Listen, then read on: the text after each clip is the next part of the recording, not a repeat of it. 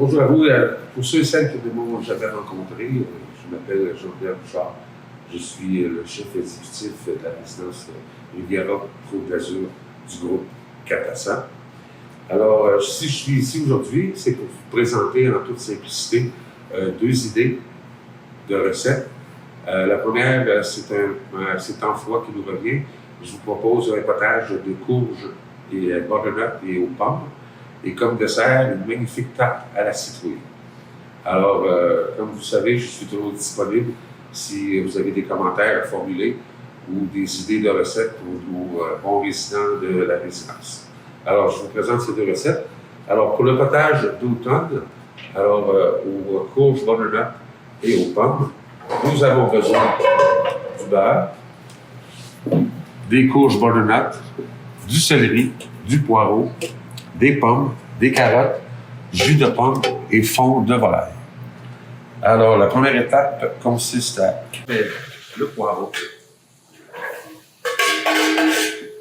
suivi du céleri. On va bien remuer. Cette opération s'appelle de faire suer les légumes. OK? Ensuite, on ajoute les carottes. On va augmenter le feu un petit peu. On fait tout bien suer. En ajoutant la courge, naturellement, tout couper en petits dés, parce qu'ensuite, un coup la cuisson terminée, on va réduire en purée, soit à l'aide de, comme on dit en français, un blender ou un mélangeur. Alors, comme vous voyez, on essaie de bien faire suer les légumes. Ensuite, on met le sel et le thym et le poivre blanc. On fait encore bien suer un petit peu.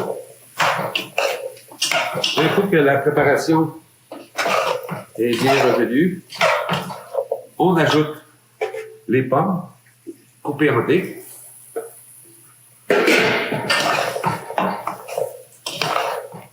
Voilà. Ensuite, le jus de pomme et le fond de volaille.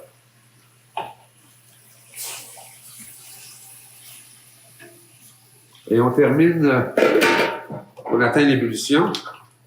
Alors, comme je vous disais, c'est un potage qui est très réconfortant, qui, en ces temps difficiles, saura vous réconforter.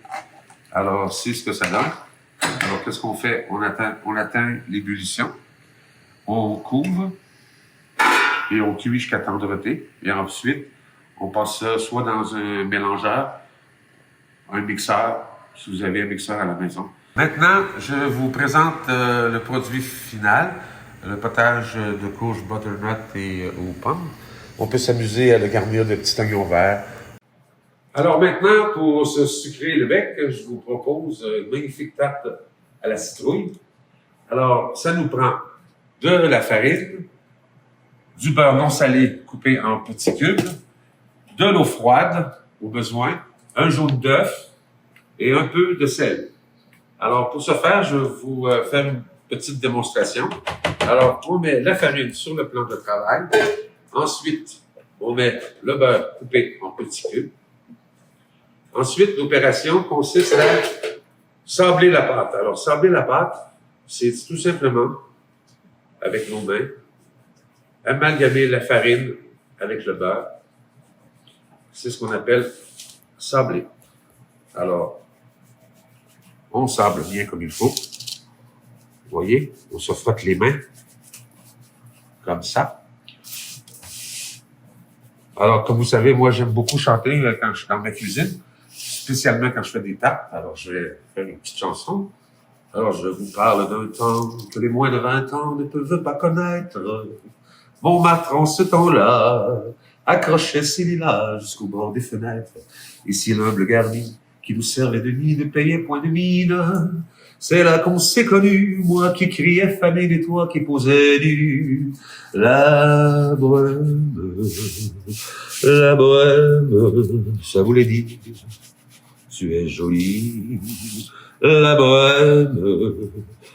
bohème, et nous avions tous du génie. Alors, on continue comme ça, à bien sabler. Ensuite, la deuxième opération va consister à faire une petite fontaine pour qu'on puisse incorporer l'eau froide, et le jaune d'œuf et le sel. Alors, un coup qui s'est bien sablé comme ça, on se fait une petite fontaine, comme ça. On met notre eau froide, notre jaune d'œuf et le sel. Alors, on mélange comme ça et graduellement, on incorpore la farine pour former une boule. Dans les cafés voisins, nous étions quelques-uns qui attendions la gloire.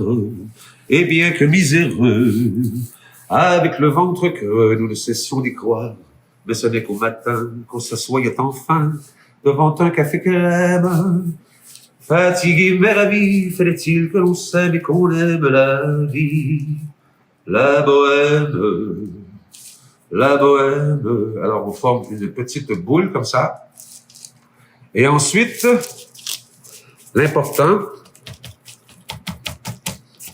c'est de l'envelopper dans un papier film, saran wrap en français, et on le met au frigidaire pour une durée de 2 heures. Ma boule de pâte que je mets au réfrigérateur pour 2 heures avant de la façonner et de la rouler. La tarte qui a déjà été roulée avec la croûte, ça va servir, ça on appelle ça une abaisse de pâte. On met l'appareil de citrouille qu'on va faire à l'instant ensemble.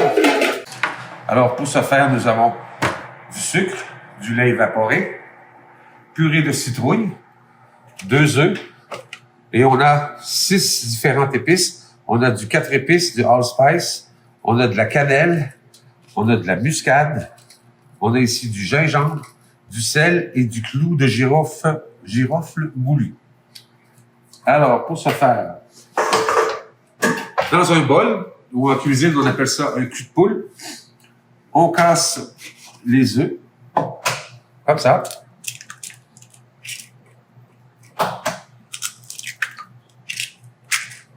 Et voilà. On ajoute le sucre. Et ensuite, à l'aide d'un fouet, on remue. Faut bien amalgamer le tout.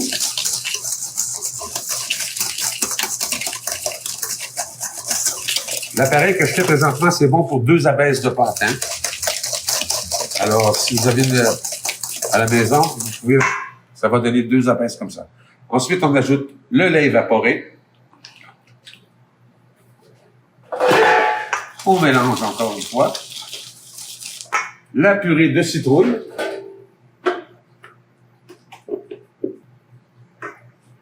Souvent, il m'arrivait devant mon chevalet de passer des nuits blanches, retouchant le dessin de la ligue d'un sein, du galbe d'une hanche. Mais ce n'est qu'au matin qu'on se soyait enfin devant un café crème. Alors, on remue comme il faut.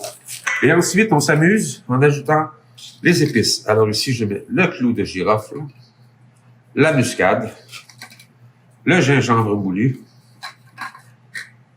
la cannelle et le 4 épices ou le allspice et un petit peu de sel. Alors, on refouette à nouveau.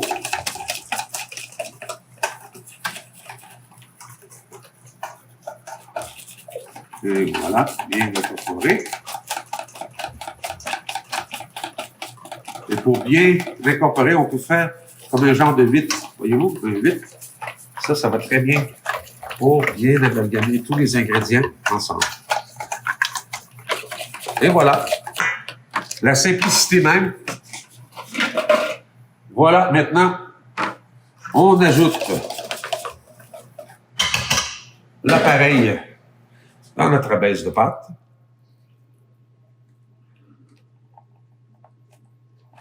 Voilà, comme je vous disais, l'appareil est bon pour une deuxième abaisse. Et on met au four et on cuit. On cuit au four pour à 425 degrés pendant 15 minutes. Ensuite, on diminue la cuisson, la température jusqu'à environ pour 20 minutes. Et ensuite, un petit truc, vous plantez un petit cure-dent au centre. Si le cure-dent en sort sec, c'est cuit. Et voilà, pour la tarte à la citrouille. Je vais maintenant vous présenter le produit fini. On peut s'amuser en la décorant. Moi, ce que j'ai fait, j'ai mis un petit peu de crème fouettée en la portionnant et je mets une petite touche de cannelle